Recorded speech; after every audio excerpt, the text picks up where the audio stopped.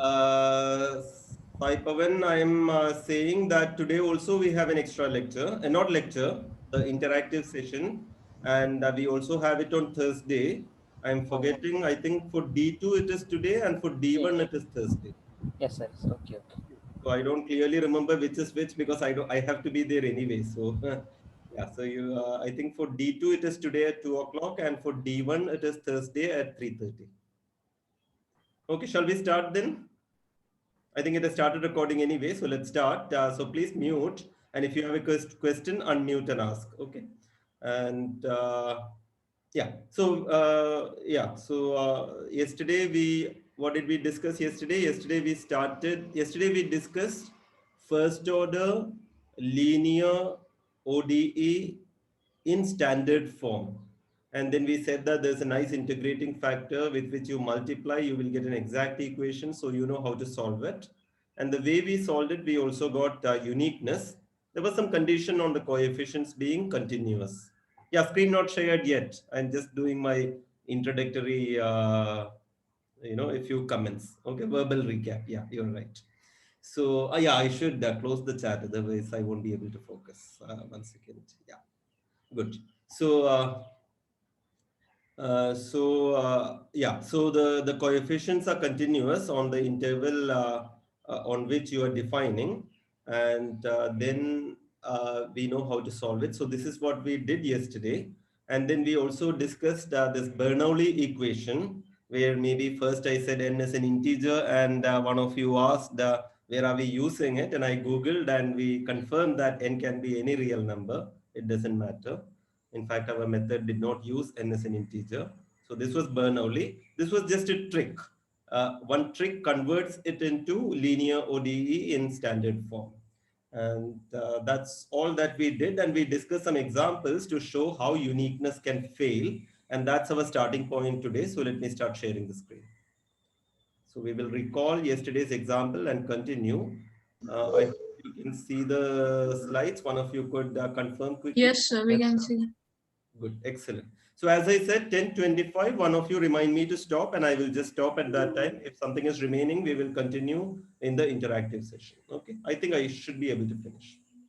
Okay, so the key word today, have you heard this name before, Picard? No, sir. No. No, sir. So a French mathematician, I guess, French, yeah, a famous mathematician. Those of you who do 205 will also see Picard again in complex analysis, but a very famous mathematician.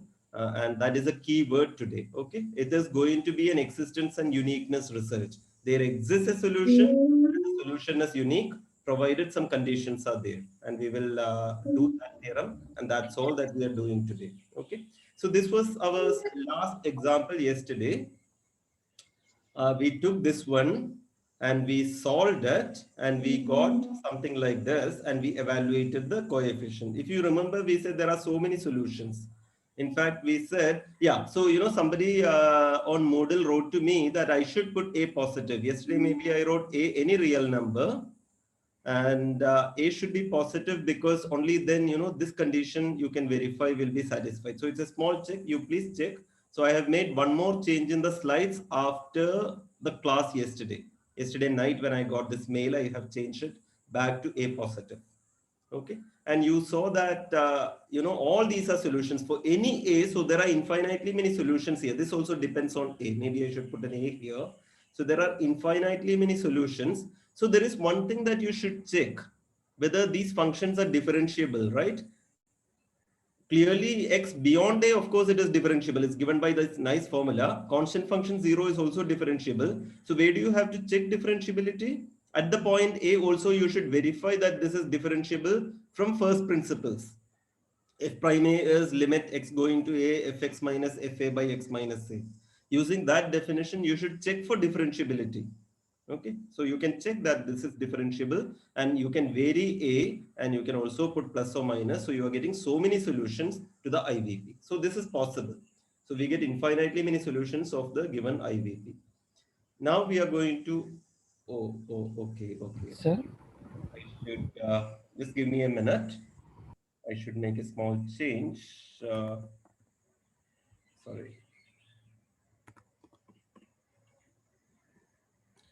So, those pauses are not coming, so it should come.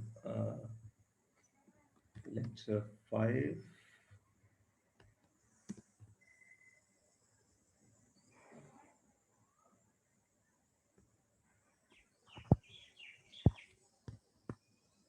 I hope it will be okay now.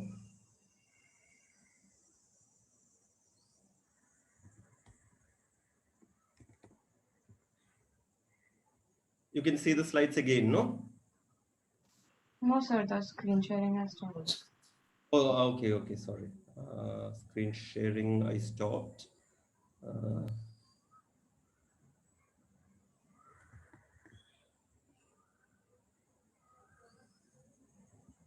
yeah, now? Yes, sir. Okay, very good. So earlier the pauses were missing, so I put it back. So this is what we did. We have these solutions. And let us do the main point today. So you have a more general first order initial value problem now, right? Earlier, first order linear differential equation was in a simpler form, but this is a very general form. Y1 is dy by dx is f of t comma y, two variables t and y, and initial value is given at a point t naught, y takes a value y naught. So this is an IVP. So is this linear, non-linear, etc.? You can't say. That depends on f, right? F can be a complicated function. Now we want to study existence and uniqueness of solutions for the above IVP, and the key word to remember is Picard's theorem. Okay. So by a linear translation of coordinates, right, you can change the coordinates and you can assume this is a standard thing that you do in coordinate geometry. Can you guess what I'm going to say? By a linear translation of coordinates without loss of generality, I Y can of 0 equal to 0. y of 0 equal to 0. Okay, initial condition. So t naught comma y naught you put as the new origin. So that's one simplification, and that's a without loss of generality statement. Okay, so we will assume that. So consider the IVP y1 equal to f of ty, y of 0 is 0. But when we ask questions, we may not ask with y of 0 is 0. Okay, we may ask with y of 1 equal to 2 or something. You have to do that translation yourself. Okay, so translate, come to this, apply the result, go back and apply. So consider the IVP y1 is f of ty, y of 0 is 0. Now pay attention, the most important hypothesis, right? We know that existence and uniqueness need not be there. For y power 1 by 3 you saw. So whatever this theorem is stating, for f of ty equal to y power 1 by 3, this hypothesis should not be valid. Should not be valid because their uniqueness failed. And I'm stating a uniqueness result here. Okay. So suppose, very important conditions, the function f, it's a function of two variables, right? It's a function of two variables taking values in real numbers. And suppose f, and also it's one partial derivative, the one with respect to y, not the one with respect to t, but the one with respect to y. Suppose these two are continuous. Okay, suppose these all exist and these are continuous. Where are they continuous? In one rectangle. Okay, so throughout this rectangle, so there is some a and b, and t varying from minus a to a and y varying from minus b to b. So this is a rectangle containing the initial point, which is the origin.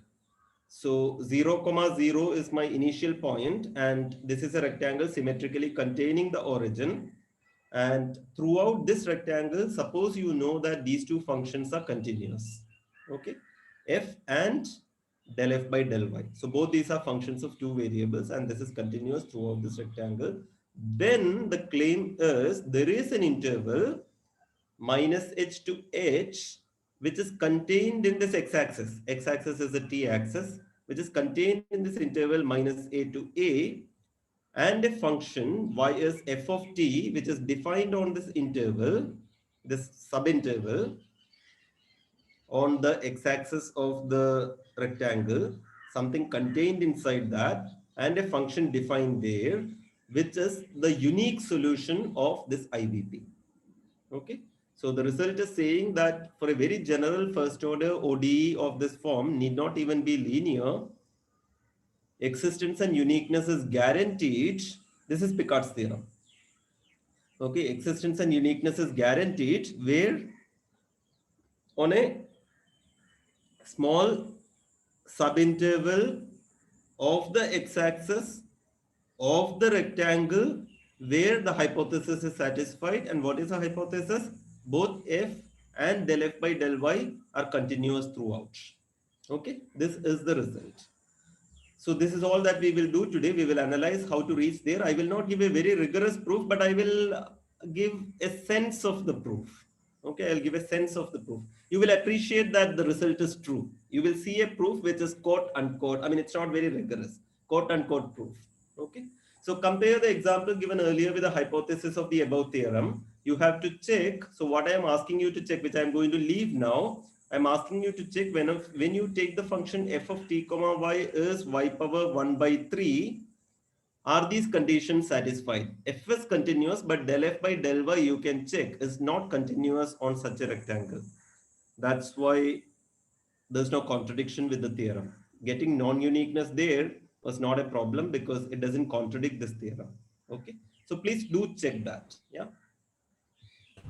Let's do a small example and then let's indicate how the proof goes. Okay, so let's take a very simple example. Y1 is y square and y of 0 is 1. Okay, and we will find the biggest interval in which a solution exists. Okay, so interval should contain 0. And as I said yesterday, we will only look at connected sets. So we will not take interval union and interval. We will only look at one interval. Okay. So it should contain the point 0. Okay. So y1 is y2. So what is f of t comma y? What is f of t comma y? Y square. Y square. And what is del f by del y? 2y. 2y. And what is del f by del x? We don't need it, but 0. 0. Then x we should use our t. Yeah, t or x. Yeah. So we are interested in f and del f by del y. So y square, is y square a continuous function wherever it's defined? Yes. Yes. And 2y is also a continuous function. So the hypothesis is satisfied. Therefore, we know from the theorem, assume the theorem. So we know that the IVP has a unique solution on an interval containing t equal to 0 from the theorem. Okay. Now we are going to do it, and actually solving this is easy. It's a separable equation. So dy by y square is dt. If you integrate, minus 1 by y is t plus a constant. Constant you can fix. So y is minus 1 by t plus c, and y at 0 is 1. Therefore, c is minus 1. And therefore, you have got minus 1 by t minus 1. So 1 by 1 minus t. Okay, you have got the solution. Can you tell me the interval in which this is the unique solution?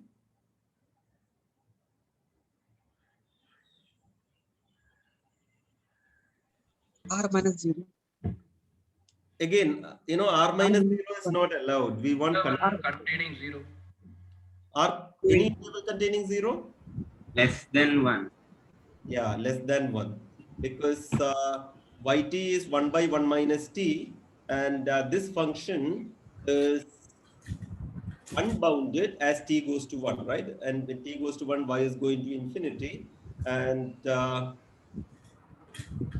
therefore your interval is minus infinity to 1, because at 1 it's going to infinity. You are not going to get a differentiable function in the interval, let us say 0 to infinity, etc. Because at 1 it is going to infinity. So if you try to, so from the graph, it will be clear that the maximal interval that you are considering is minus infinity to 1. So this is the interval. Sir, Yeah. but we need to translate it to origin, no? First, we need to Translate it to origin, no? Yeah, but that part I haven't. Yeah, so in order to do that, in order to apply the theorem, you can do that, or you can write down the theorem. You can do the translation here itself. Translation is easy. No, if you have t naught comma y naught, if you have done the theorem for 0 comma 0, what is the theorem for t naught comma y naught? This rectangle you are shifting, right? This rectangle you are shifting to. Of course, That's all. Sir, once can go to the before example, this earlier example. This one. Y power 1 by 3. Y power 1 by 3. Yes. Here we got unique solution. We got. We did not get unique solution. We got all these as solutions. No. All these are solutions for But any. this won't satisfy that y power 1 by 3. No? Hmm? When belongs to x belongs to 0, comma a. No. We are talking about unique solution is not there where. If you are taking, your full, wherever it is defined, suppose you take this on R, real line, then there's no unique solution, right? Mm. Okay. Ask me again in the interactive session because I have to stop at the right time. I'll come back. But here there's no unique solution. All these are solutions. All these are solutions. Okay. So what you have to check is you will get a unique solution where you will get a unique solution at the points where both f and del f by del y are continuous. F is y power 1 by 3 and what is del f by del y? Y 1 by 3 y power minus 2 by 3. Now that function is not continuous at 0. It's not even defined. So in any interval containing 0, you will not get a unique solution. Well, I'm not quite saying that it's only a one-way condition, but you can check. What I said is still true, but not because of the theorem. We will discuss further in the interactive session. Okay. So in this case, what you can check is you can check that the hypothesis of the theorem are satisfied if you take bigger and bigger rectangles also, because y square and 2y are continuous everywhere. So you can take a big, so in the rectangle you had minus a to a and minus b to b, right? Minus a to a was the length, minus b to b was the width. You can take a large enough, you can take b large enough, still y square and 2y are continuous. And therefore, yeah, so it's not quite from the theorem. From the proof of the theorem, you will see that, in fact, throughout here, it is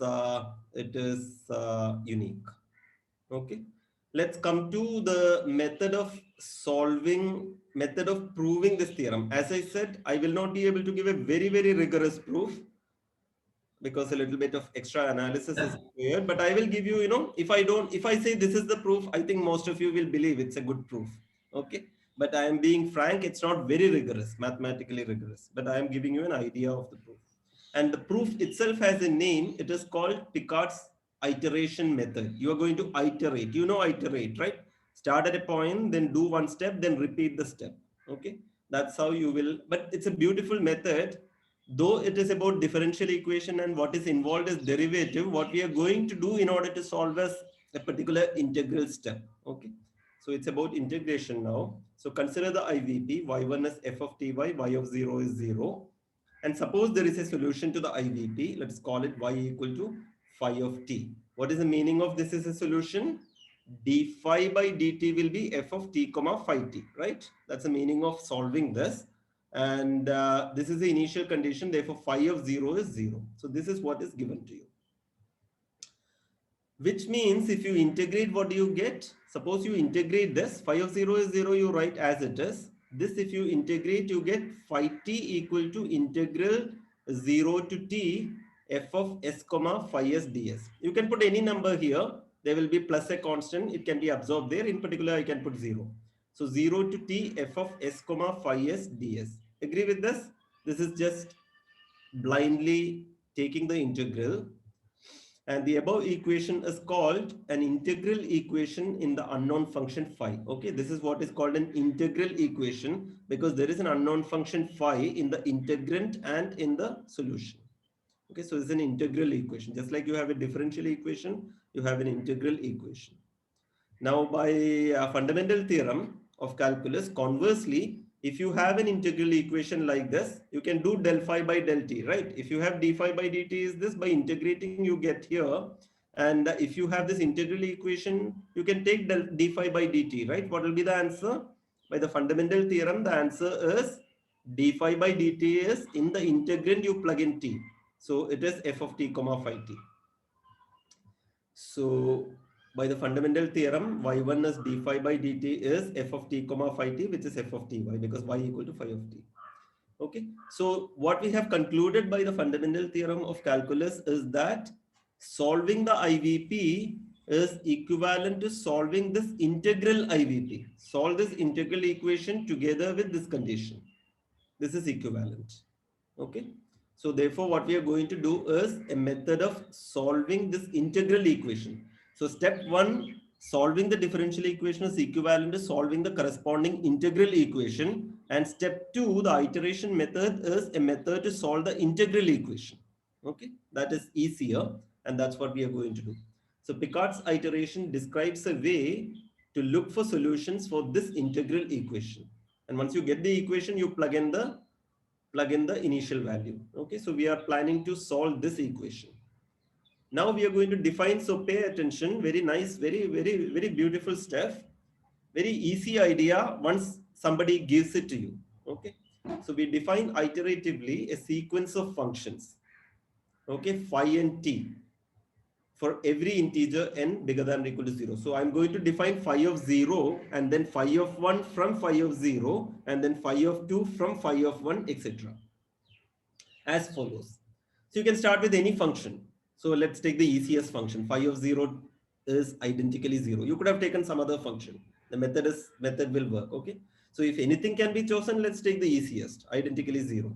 And phi 1 of t, I'm going to define as integral 0 to t f of s comma phi 0 of s. So that's constant function 0. Plug that in there and ds. So here phi of t is f of s comma phi s, the same phi. Okay, in order to reach there, we are saying start with any function and define the iterate, the next one as that integral. So can you tell me what is my definition of phi 2? Integral 0 to t f of s comma phi 1 s ds. Absolutely. So phi 2t is integral 0 to t f of s comma phi 1 s ds. So all of this you can do, right? Because f is given to you, phi 0 is 0. So plug it in, integrate, you have got a function. Plug it in, integrate, you have got a function. You can continue this process. Dot, dot, dot. N plus first function iterate is f of s comma phi n s ds and integrate from 0 to t. Agree? Now look at the beauty of this. You might ask, why are you doing this? What is the point? Because you are interested in one function which comes here and which comes inside, but that's not the case here, right? Here phi 1 is there, but here phi 2 is there. Inside phi 2 is there, here phi 3 is there. You're not interested in those. You're interested in the same phi. But suppose when you do this iteration, so I'm not going to the next slide, so I'm going to talk verbally now. Talk verbally is repetition. I'm going to talk now verbally. So suppose, a miracle happens. In your particular situation, suppose phi 5 equal to phi 6. Suppose. Then what have you got? Suppose phi 10 equal to phi 11. Suppose it happens. It may not happen, but suppose it happens. Then have you solved your integral equation? Yes, sir. Because you will get phi 11 equal to integral of f of s comma phi 10, but phi 10 happens to be phi 11 in your example, in one particular example. Then you have got a solution, no? Right? Because phi 11 equals to phi 10. So this is the idea. So now the only question is, what if it doesn't happen? Even then you want to solve it, right? So do you have any idea from this? Suppose phi 10 is phi 11, then you have solved. Suppose 5000 equal to 5001, then you have solved. But suppose it doesn't happen. Then do you see it? We check up to. If it converges, then we can't do the limit. Louder. If the sequence of functions Pn converge, then we can take the limit. Yes. If it converges nicely, then you can take the limit and hope that the limit satisfies this. Right? Because phi 10 is phi 11 or 5000 is 5001. What is the limit? Very vaguely speaking, the limit is phi infinity plus 1 is phi infinity, right? But infinity plus 1 is... Okay, so in the limit, it is forced to coincide. Now, the only problem with this argument is this was, hand waving. I'm waving my hand. This is not rigorous. Okay, but you have understood the gist of the proof. So the point of the proof is this idea that if there is a repetition, then you have solved. And what if there is no repetition? This idea that repetition happens if you take the limit. This can be made rigorous using the conditions. F is continuous and del f by del y is continuous. Okay, this is where I'm hand waving. and not showing you very rigorously why limit makes sense and limit can be substituted. But this is the idea of the proof. Okay. So this is what I'm writing here. And each phi n satisfies the initial condition. That's an observation, right? You want the IVP to be solved, but all of this satisfies the initial condition. If phi naught t is 0, phi 1 at 0 is also 0. So if you are taking with phi naught t to be some other function, not 0, then when you iterate, you put a constant so that the initial condition is satisfied. Suppose you know your function is identically 1, then what will be your phi 1 t? You take it to be, suppose your initial condition is phi at t naught is y naught. Phi at t naught is y naught. Then what will be your, and if you start with your identically 0 here, what will be your phi 1? It will be t naught to t and plus y naught. So that everywhere the initial condition is satisfied. Okay. So that you can do. And none of the phi n may set. This is the point that I verbally said, or you said, none of the phi n may satisfy y1 equal to f of ty. But if there is a repetition, then you are done. This was the first observation. And therefore you get a solution to the IVP. But suppose repetition is not there, the sequence may not terminate. You may not get a repetition. Not just may not terminate. Suppose repetition does not happen. And even this may happen that all the phi n may not even be defined outside a small region in the domain. All these things are possible. All the complications may come, but it is possible to show. So this is where I am hand waving. This is what I am not showing rigorously. Under the hypothesis of the above theorem, what is the hypothesis? In a rectangle around your initial condition point, both f and del f by del y are continuous throughout. Under that hypothesis, you can show that the sequence converges to a function, the limit exists, and the limit will satisfy this property that this limit phi will have the property that phi of t is integral f of s phi of t. You can guess it actually. What will happen if there is a limit? So phi of t is limit of phi n t, which is limit of this integral. Now, if you know that you are in a position where you can write the limit of the integral as integral of the limit. So there are many places where you can do that, some places where you cannot do that. Under the hypothesis of the theorem, you can do that. Okay, so limit of the integral will be integral of the limit, and limit of f of s comma phi ns is f of s comma limit phi ns. That's because f is continuous. And therefore you would have solved the equation. So the limit function actually solves the integral equation. It can be rigorously proved. And I gave you a hint. How does one do it rigorously? Because you can change the limit and integral, and you can change the limit here also because of the continuity. Okay.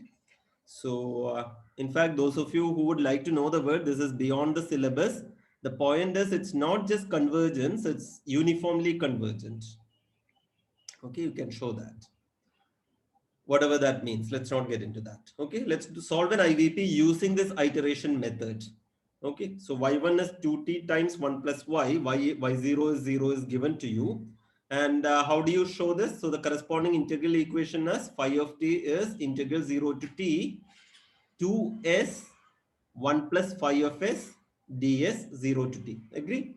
Now we will start with phi naught t is identically 0. You could have started with something else. So we will do phi 1t. What is phi 1t? 2s 1 plus 0. So that is 1. So 2s times 1 ds. So integral 2s ds. What is integral 2s ds? S square from 0 to t. So the answer is t square. And phi 2t will be integral 2s times 1 plus phi of s, phi 1 of s. So that is 1 plus s square ds. Integrated, integral of 2s is t square, and integral of 2s cube is integral of 2s square ds is this, there's a mistake here? No, s cube. S cube is s power 4 by 4. 2 times 1 by 4 is 1 by 2. So this is correct. T square plus t power 4 by 2. Phi 3t is 2s times 1 plus s square plus s power 4 by 4 by 2 ds, and do this. So you got this. Okay. Like this, you get a sequence and you check that phi nt is this. This you can see the pattern, right? t square plus t power 4 by 2 plus t power 6 by 6. So you can see the pattern, and you can show that the answer is this. Okay. So when you see a pattern, how will you actually prove that the pattern is correct? What is the key word? It was converged to a particular. No, forget convergence. I am saying that convergence we will come to in the next step, but show that Try induction. by induction. By induction. Okay. So by induction, show that phi and t is this. So in the exam, it depends on the marks given. If it's a huge mark question, maybe you should actually show by induction. Actually do the steps. Whereas if it's a small mark question, then you can just say by induction if you see the pattern. Okay. Up to you.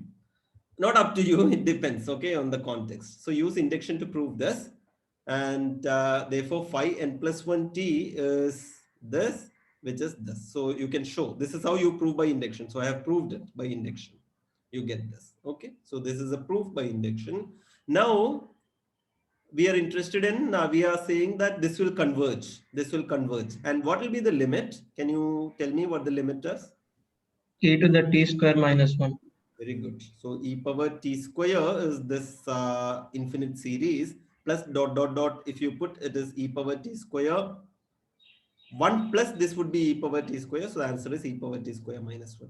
So this partial sum is this, and you can check that this converges, one of the convergence tests. But in any way, in this case, it was easy. So the answer is e power t square minus 1. This is what one of you just told me. Okay. And so this is how you solve using the iteration method. So the point is some things. So this you could have solved directly also, right? This is separable, no? dy by 1 plus y is 2t dt. So if you integrate, you will get log 1 plus y is integral of 2t, which is t square. So 1 plus y is e power t square. So y is e power t square minus 1. So you have got the answer directly also. But still, do you see one advantage of this method? Do you see the advantage of this method? I may give you here some complicated function. I may give you here some complicated function so that, solving directly using one of these methods, separable or something, may not be so easy, but still iteration will always work. If f and del f by del y are continuous, you need to check that, then the iteration will work.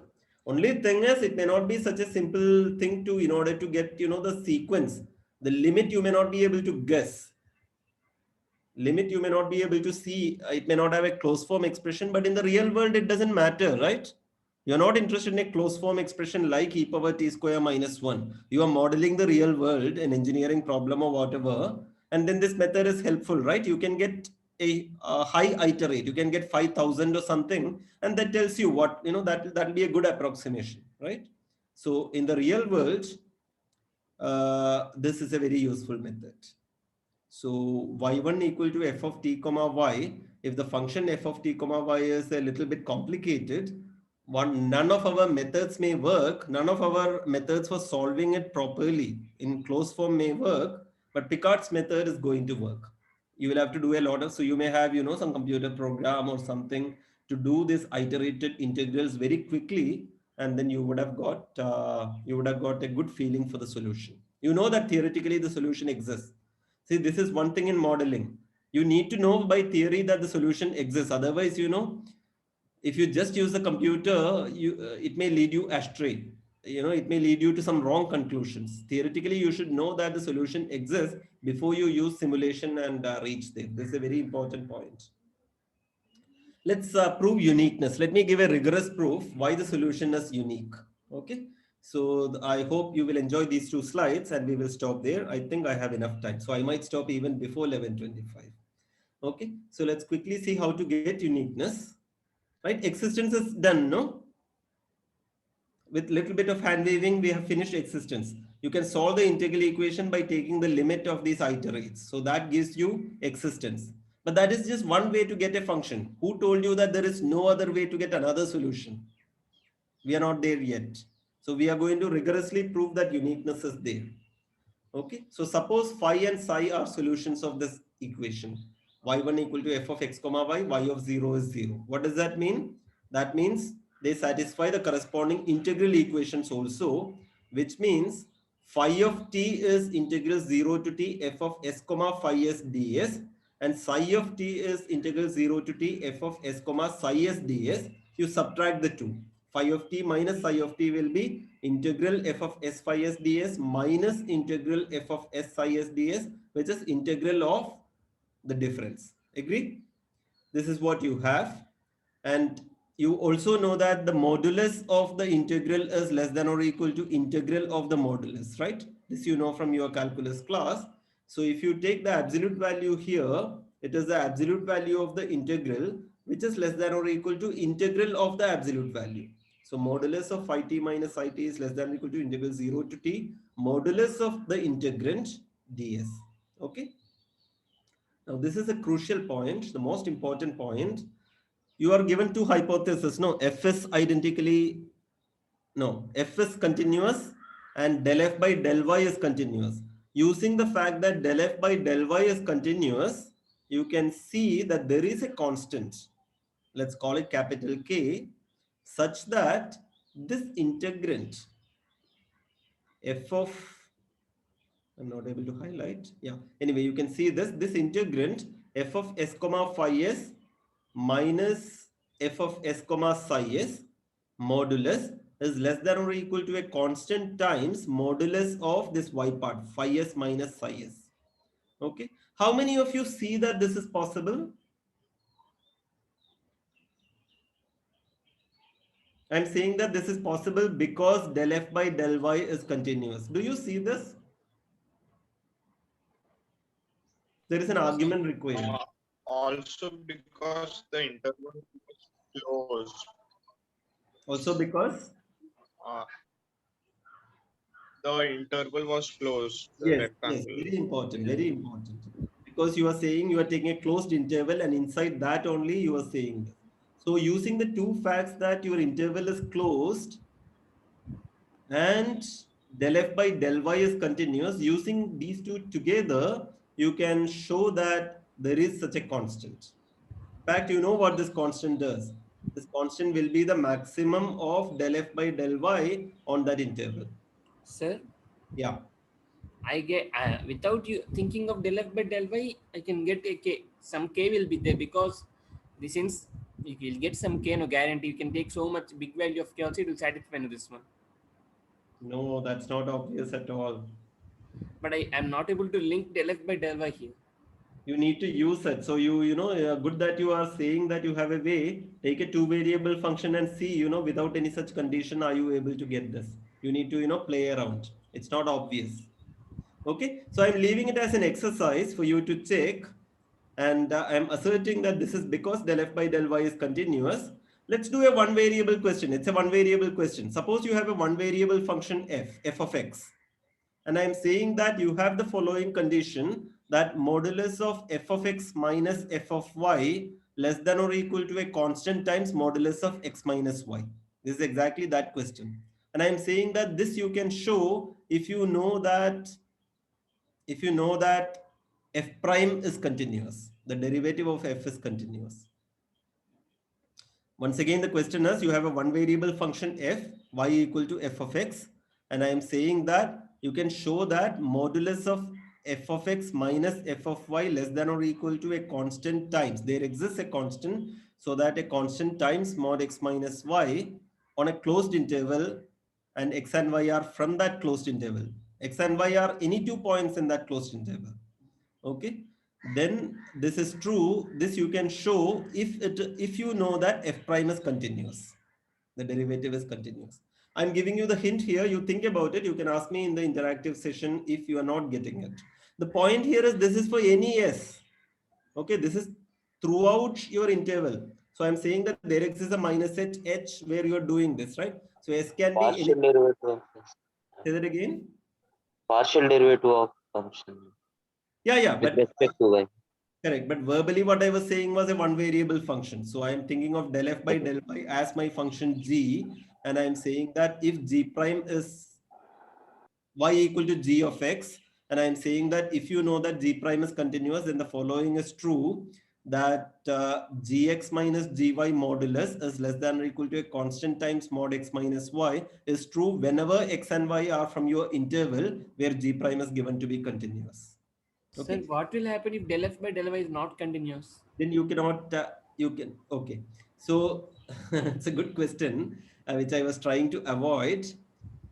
You don't need this to be continuous. As you can see, what is important is this statement should be true. Now, this statement may be true without del f by del y being continuous also. Okay. But it is given to us that del f by del y is continuous because that was part of my hypothesis in the theorem. And I'm using that to conclude this. So what I'm saying is if del f by del y is continuous, such a constant exists and this is always true. Irrespective of del f by del y continuity, we can say that there exists a constant now.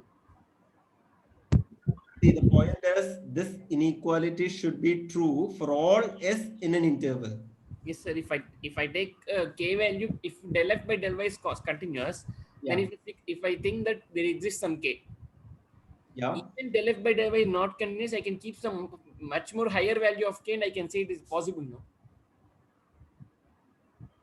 No, that's what I'm saying. Think of a one variable example. Forget, del f by del y. Just think of an example. Just think of one variable. This is one variable calculus. Okay. Yes, sir. Take a function y equal to g of x. Okay. Now I'm saying that in an interval, take an interval a to b. And I'm saying that I'm interested in the inequality for any x and y from this interval a to b. For any x comma y there, I am interested in modulus of gx minus gy less than or equal to some constant. We want to say that there exists such a constant times modulus of x minus y. Now, are you saying that this constant always exists without any condition on g prime or something? That's not true. You can construct examples. In fact, you can construct examples of g, which is continuous function. You can draw a nice continuous graph, but even then such a constant doesn't exist. Unless the derivative goes to infinity, we can show a constant always. You need continuity of the derivative. Well, you don't need continuity of the derivative always. I'm saying one way. If you know the continuity of the derivative, certainly such a constant exists. That's what I'm asserting. So the word that I'm trying not to say, you're forcing me to say, this condition, okay, such a condition has a name in mathematics. It is called Lipschitz condition. I don't know whether you have heard this name. Lipschitz continuity. Like that. Lipschitz continuity, yeah. So what we need in the theorem is not f and del f by del y continuous, but Lipschitz continuity for the del f by del y, and what we need is a Lipschitz continuity condition for f in the y component. Okay, but I took this better thing because it's easier to check del f by del y is continuous or not. Okay, so you can check this that without any assumption, it's not true that any continuous function is Lipschitz continuous. There are so many counterexamples. Okay, this is a much higher form of continuity, and this is true if you assume f prime is continuous. So in this case, del f by del y. And here is the clue. Think about this. This is the hint. You have to use what is MVT? Mean value theorem. Yes. So what does that say in one variable calculus? If you have 2 points x and y, then fx minus fy by x minus y, there is a point A between x and y such that this quotient is attained as f prime A. You have to use that. And what is EVT? Extreme value theorem. And this is where, one of you commented that you are using closed interval. It's important that on a compact set, a continuous function takes extreme value. So closed interval was important in order to use this. So that's what gives you this existence. Okay, so this I'm leaving it to you as a very nice calculus exercise. Assuming del f by del y is continuous, you should show that there exists such a k. If you don't get it, ask me in the interactive session. Okay, so now we still have to prove uniqueness. This is the most crucial point, the Lipschitz condition. And now I'm going to define ut to be integral 0 to t phi s minus psi s ds. What is my aim? Can you tell me what the aim is? To prove uniqueness of equal. Yeah, we want to show that both are equal. Both are equal. Phi s and psi. Phi. We want to show that phi is identically equal to psi. That is the aim. So what that means, what do you have to show for this function? You have to show that ut is 0. Identically 0, right? So we are going to claim that ut is identically 0. So first of all, u of 0 is 0 and u of t is positive because non-negative, because it is integral of absolute value. So integrand is positive. So this is area under the curve, that is positive. Okay, so ut is positive is clear. Positive meaning non-negative. And what is u prime t by the fundamental theorem? It is modulus of phi t minus psi t. Okay, this is also clear. And therefore, from the inequality, that Lipschitz condition, u prime t minus kut is less than or equal to 0. Right? Because what is ut? What is u prime t? It is modulus of phi t minus psi t. And modulus of, it is from this condition only, no? So, yeah. So what we are saying is,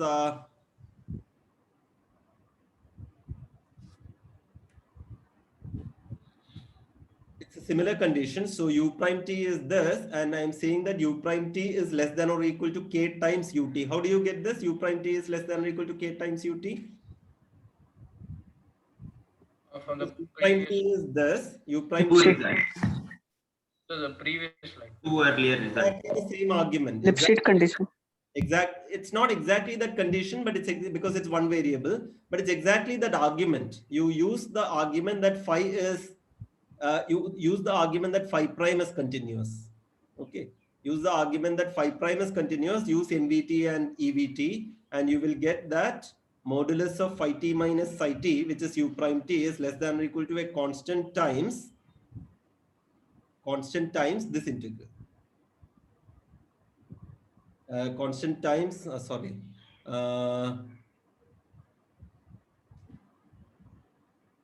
What will you get? You will get modulus of phi t minus psi t. No, you have to put, you have to use this equation. So ut is integral of phi t dt. So, okay, so there is a small point. Let me just ask you to double check.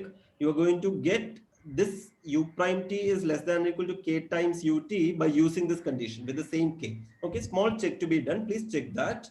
And once you have that, if you multiply by e power minus kt is anyway positive. So you multiply this inequality throughout by e power minus kt. So you will get e power minus kt u prime t minus e power minus kt kut is less than or equal to 0. But that expression is nothing but e prime minus kt ut derivative with respect to t. Prime is less than or equal to 0. And therefore, by integrating from 0 to t and using the condition u of 0 is 0, which is given to you, you are going to get to conclude, I should stop soon, you can conclude that ut is less than or equal to 0, because this is less than or equal to 0. So integral of that is less than or equal to 0. And this, an integral has ut times a positive thing, and therefore ut is less than or equal to 0. So what is the conclusion? Ut is less than or equal to 0. Ut is also greater than or equal to 0. Therefore ut is identically 0. And therefore u prime t is identically 0. And which means phi t equal to psi t. So this is the proof of uniqueness. So two steps I have asked you to verify. One is to prove that this inequality is true, assuming the continuity of del f by del y. And the other is to show that you have this condition from that inequality. We can discuss more during the interactive session. Let me stop here because you have an exam right now. And all the best for your exam. Yeah, I should stop recording.